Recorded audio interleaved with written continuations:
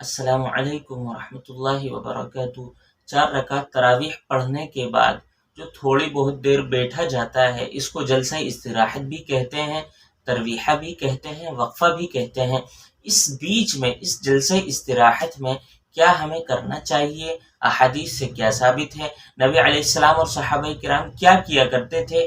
آج میں انشاءاللہ یہی کلیئر کرنے والا ہوں۔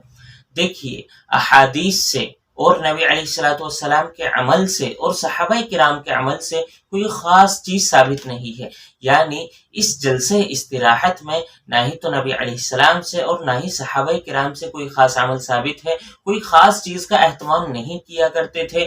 اس زمانے میں یہ چیز ایک جلسہ استراحت ہوا کرتا تھا، آرام کرنے کے لیے، کھانے پینے کے لیے، اٹھنے بیٹھنے ٹہلنے کے لیے ایک وقفہ ہوا کرتا تھا کہ اب 4 رکعت تراویح آپ نے پڑھی ہے، تھوڑا بہت تھک گئے ہوں گے، چاہے تو آپ آرام کر لیں، چاہے تو آپ کھا پی لیں، چاہے تو آپ استنجے سے فارغ ہو جائیں، چاہے تو آپ قرآن کریم پڑھ لیں، چاہے تو آپ دعائیں اور ذکر و اذکار اور استغفار کر لیں۔ اس زمانے میں اختیار ہوا کرتا تھا، یہ اختیار آج کے زمانے میں بھی ہے، لیکن اس چیز کو آج ہم نے خاص کر لیا ہے، خاص دعا کے لیے۔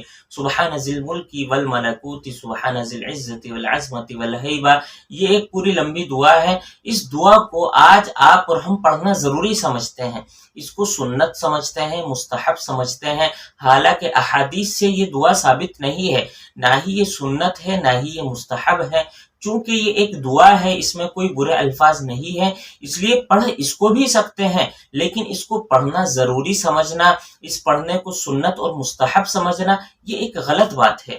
یہ ایک سنت عمل کے درجے کو اس سے اوپر لے جانا ہے، یا مستحب کے عمل کے درجے کو اس سے بھی اوپر لے جانا ہے، یہ ایک بدعت بننے کا اس میں ایک خدشہ ہے۔ تو اس لیے اس دعا کو پڑھنا ضروری نہیں سمجھنا چاہیے، سنت اور مستحب نہیں سمجھنا چاہیے۔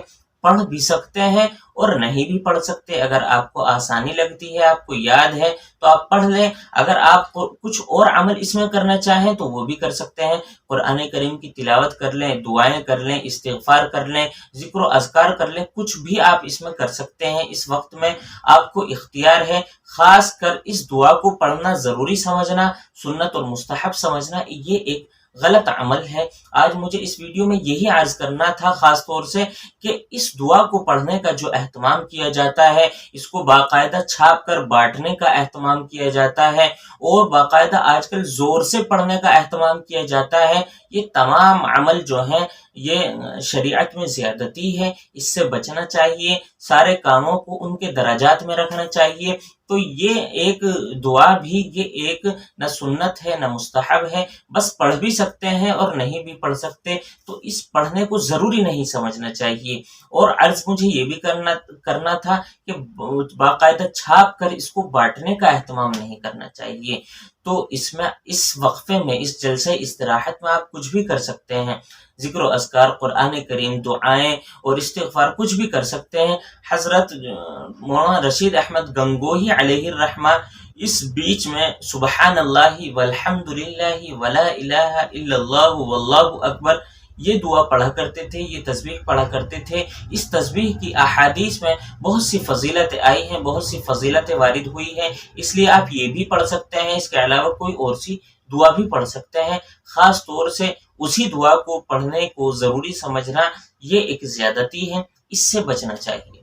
السلام علیکم ورحمۃ اللہ وبرکاتہ۔